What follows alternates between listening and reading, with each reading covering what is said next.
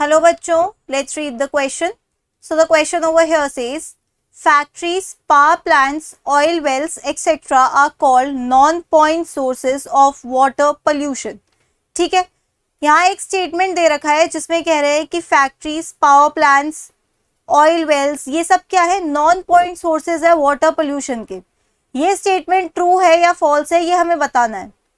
Question का की concept क्या है बच्चों? क्वेश्चन का की कंसेप्ट ये है कि हम पोल्यूटेंट्स को दो कैटेगरी में बांट सकते हैं, या आप कह सकते हो पोल्यूशन को दो कैटेगरीज में बांट सकते हो डिपेंडिंग ऑन कि ये जो पोल्यूशन का सोर्स है वो आइडेंटिफाइबल है या नहीं है.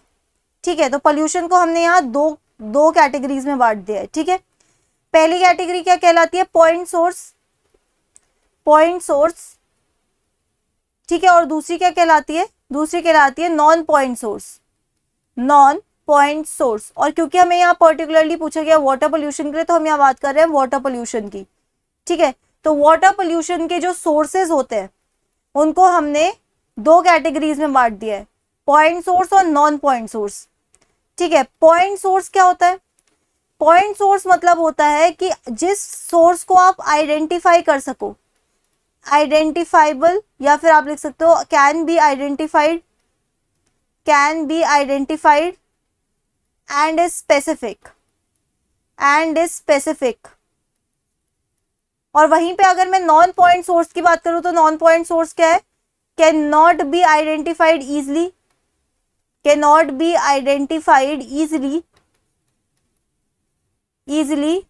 And not specific. मतलब कोई एक पर्टिकुलर सोर्स नहीं है इसका. ठीक है, आप किसी पोल्यूटेंट को देखकर ये नहीं बता पाओगे कि ये हाँ उस सोर्स से आया है, किसी एक सोर्स से. तो यहाँ पर ये हो गए पॉइंट सोर्स और नॉन पॉइंट सोर्स. ये हमारा की कंसेप्ट है. अब जरा हम पॉइंट सोर्स की तरफ देखते हैं एग्जाम्पल. ठीक है, जैसे कि थर्मल पावर प्लांट्स हो गए.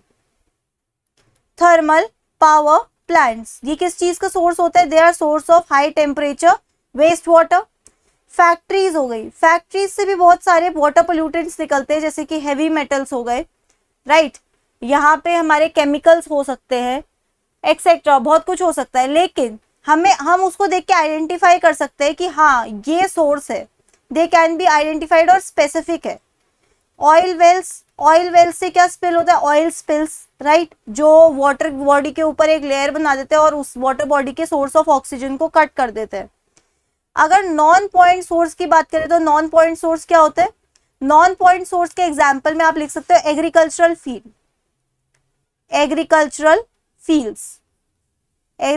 Fields, roads, houses. ठीक है, अब अगर कोई हाउस वाटर बॉडी के पास में है तो हम ये नहीं कहेंगे कि वहां पे जितना भी ये जो वेस्ट आया है ये उन्हीं हाउसेस से आया है.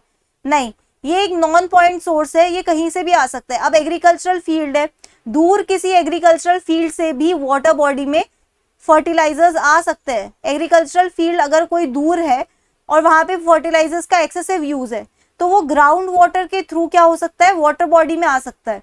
ठीक है, तो ये यूजुअली कैसा वाटर होता है? आप ये कह सकते हो या तो ये रन ऑफ वाला वाटर होता है या यहाँ पे ग्राउंड वाटर भी इन्वॉल्व हो सकता है. ओके, और हम इजिली आइडेंटिफाई नहीं कर सकते कि हाँ ये इस एग्रीकल्चरल फील्ड से आया है या इस हाउस से आया है या इस रोड से आया है. राइट, तो इन्हें हम कहते हैं नॉन पॉइंट सोर्स.